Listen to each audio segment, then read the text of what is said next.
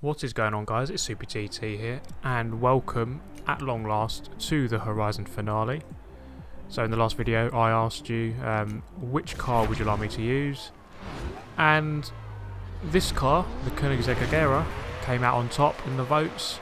Quite a lot of people said the P1 as well, which was quite a popular choice, but after counting, the Koenigsegg came out on top. I'm quite surprised in a way, because I don't see the Koenigsegg used that much. Perhaps that's why people wanted me to use this car, because they haven't seen it being used all that much. But let me tell you, this car, I tested it out in another race just before I did the finale, and it is really quite hard to use. You saw at the start of the video there that I'm not using any assists, so quite importantly, I don't have traction controls switched on. And in this car, that really is quite important, because you'll see many times throughout this race that I do slide about all over the place.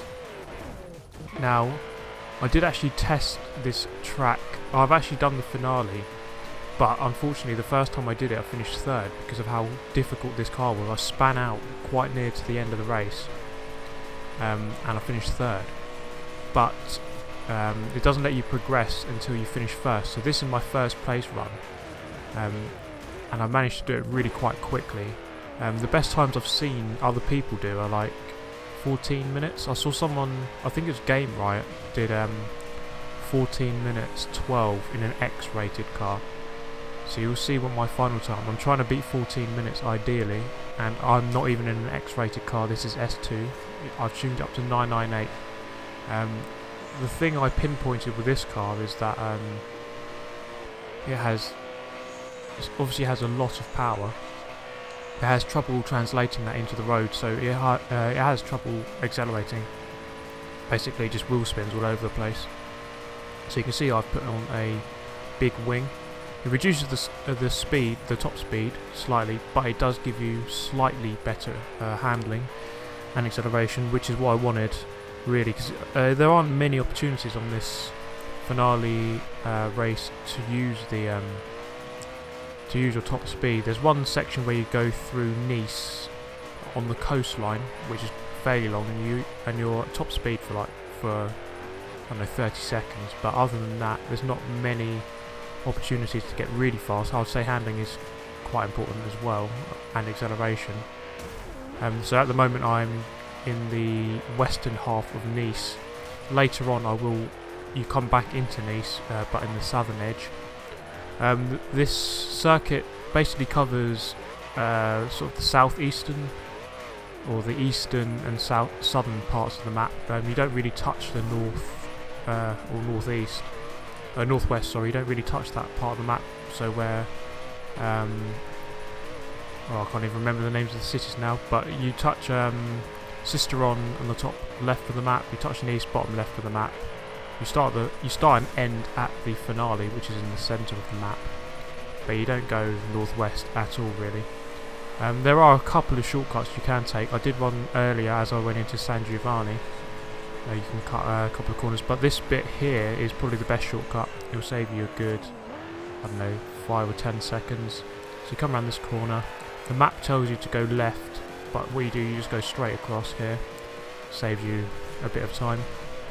Now I'm doing this on unbeatable difficulty, and it's really quite weird the way that the AI works, because there's no way that there's only a few cars that should beat this car for acceleration and top speed, like the Hennessy Venom or the Bugatti Veyron. Only really those two cars should be just blowing this car out of the water. But because of the way that the AI works, essentially what happens is, so say if there was another car exactly the same as this car, it would just come flying past me on the straights, because that's the way that unbeatable difficulty works. Essentially their cars just become a lot quicker. They don't drive better, they just go really quickly off the straights. So that's where you can have loads of trouble, because I had this Ultima GTR. When I finished third on my first try, an Ultima GTR come flying past me, but there's no reasonable way that car should really be going past me, because the Koenigsegg is definitely quicker in a straight line, but that's just the way that the difficulty setting works. quite weirdly. So yeah, if you're wondering why, if you're on unbeatable difficulty, if you're wondering why cars are going past you, that's why. It's just that's the way the AI works on that difficulty. So on the easier difficulties, the cars won't go as fast. So if a car can go 200 miles an hour, on unbeatable they'll just go quicker than that. And if on the lower difficulty, they just won't go 200. It's like that basically. So you just have to make the most of the corners. I found that is primarily where you're gonna gain from everyone else. And on this run, I actually got quite far away from everyone. I did have an Ultima GTR behind me like a couple of moments ago, but other than that, I managed to pull away quite nicely. And I'm not sure. I don't think that there is catch-up mode in this game, but it seemed like once I broke away from them by a couple of seconds, that they just wouldn't gain. But if I stayed within 5 seconds, they kept gaining on me. So it's almost as if there was rubber banding going on, but I'm not sure. I don't know. Maybe it was just my driving. I'm not completely sure on that.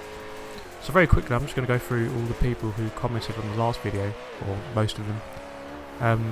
So as I said, most of you voted for the Agera. Although a lot of you, to begin with, voted for the P1, which I probably would have gone for, but then there was quite a late burst of people going for the Agera. Let's see now. I'm on the video now. So Games with Billy and crew voted for the P1.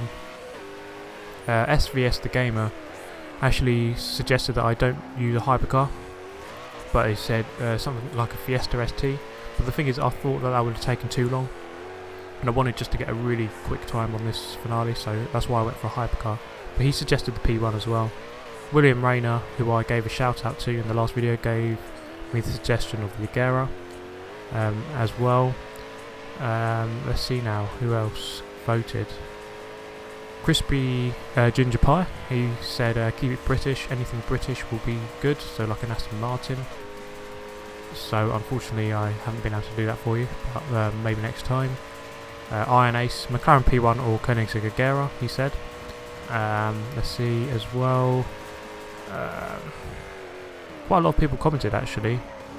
Ryan Berry said the Veneno. Hamiska, I don't know how to pronounce that, said maxed out R34 Skyline. The thing is, I don't know if that would actually reach the top of S2. I wanted a top of S2 car.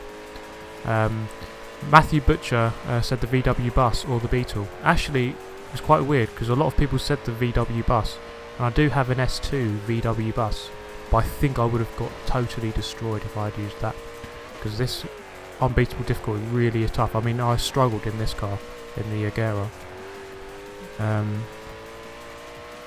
Let's see, Rio Miyachi, BMW M5. I'm not sure that would. I'm not sure I'll be able to make a good race out of that car. Charlie Deemer said the Agera, saying that the car is a monster, and yeah, he is right. It is an absolute monster. Excelamax said the F50. That's a beautiful car. Epic Hypercar, Audi R8 or McLaren P1, he says.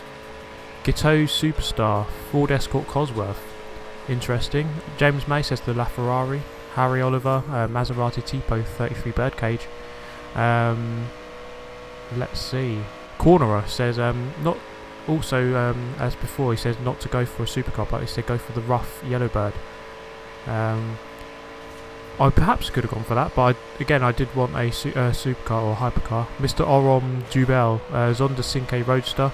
Although interesting, that car was really quick in this race. On the first race I tried on the finale, the Zonda was always up there.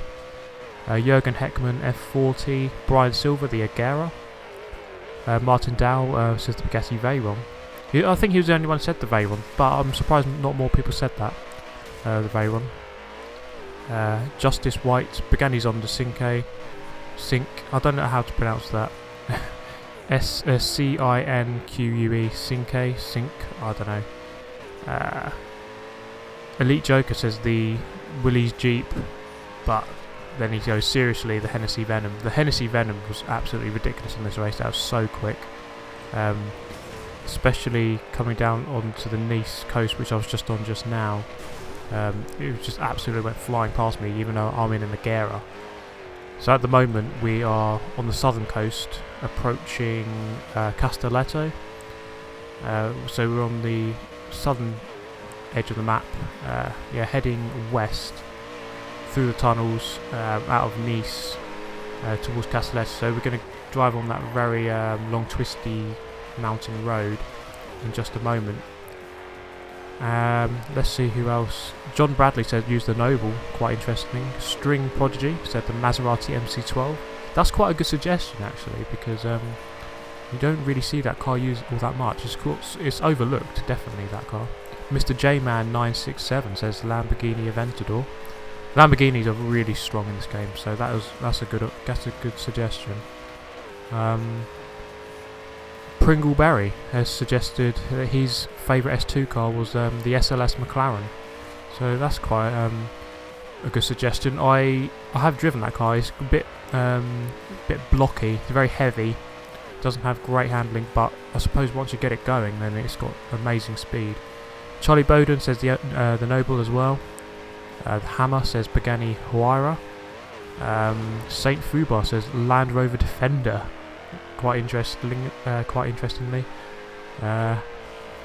Let's see who else. Josh Anthony, Ariel Atom, and quite a few other people said the Agera at the end here. Beast Mode, Captain Samster, Kurt Carlson, Shaquille White said the P1, as did Juan Pantoja. So that's actually all the guys who commented. Thank you to all of you for commenting and voting on that. Let me know in this video, if you have done the finale, what was your final time, because my target for this race was to beat 14 minutes. So I saw another channel do 14 minutes 12 in an X-rated car, so I'm going to try and beat 14 minutes in Koenigsegg, which isn't even X-class, it's S2. So we are heading into Castelletto now. You can cut this corner quite nicely, and again cut here, and then probably the final corner cut you can do is here. Just go across there. Technically there's no such thing as corner cutting in Forza Horizon 2. There's no actual limits on where you can go and where you can't go. Technically it's a race from a checkpoint to a checkpoint to a checkpoint, so it's up to you how you interpret going between each checkpoint. There's no rules saying you can't. There's no rules saying you can't go and flip in the trees like that.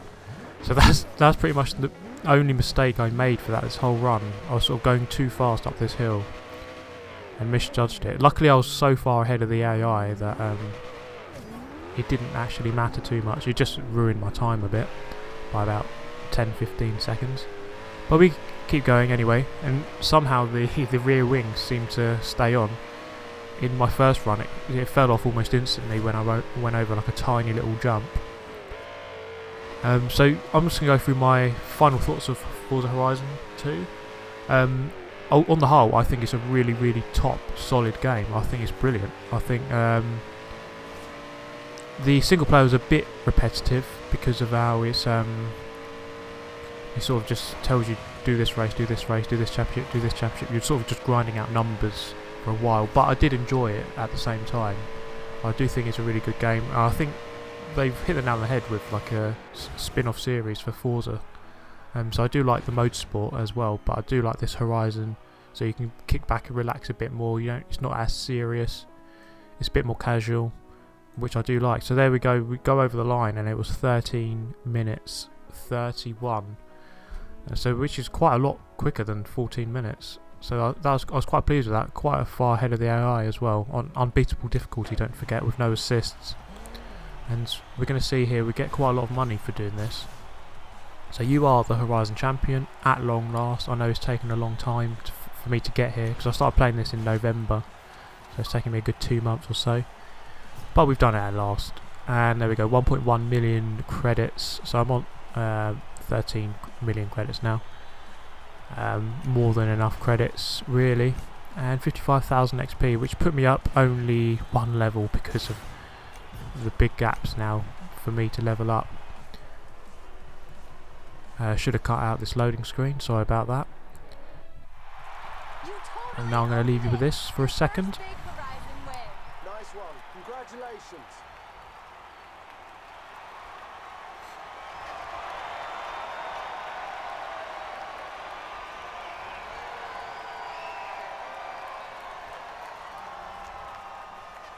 All right. You've proven you know what you're doing, so I'm going to hand things over to you now. You get to choose the road trip and pick where we're going. But this time, I'm going to be in the pack. So come on, champ. Let's see what you got. You gonna go for it? This is gonna be fun. So there you have it, guys. I hope you have enjoyed my Let's Play series for Forza Horizon 2. I will be doing one for Project Cars as well. So if you are not subscribed already, then do so. And give me a like if you did like the video. I hope you've enjoyed it, guys. And I hope to see you in the next video. Thank you very much for watching. I've been Super GT, and I'll see you next time.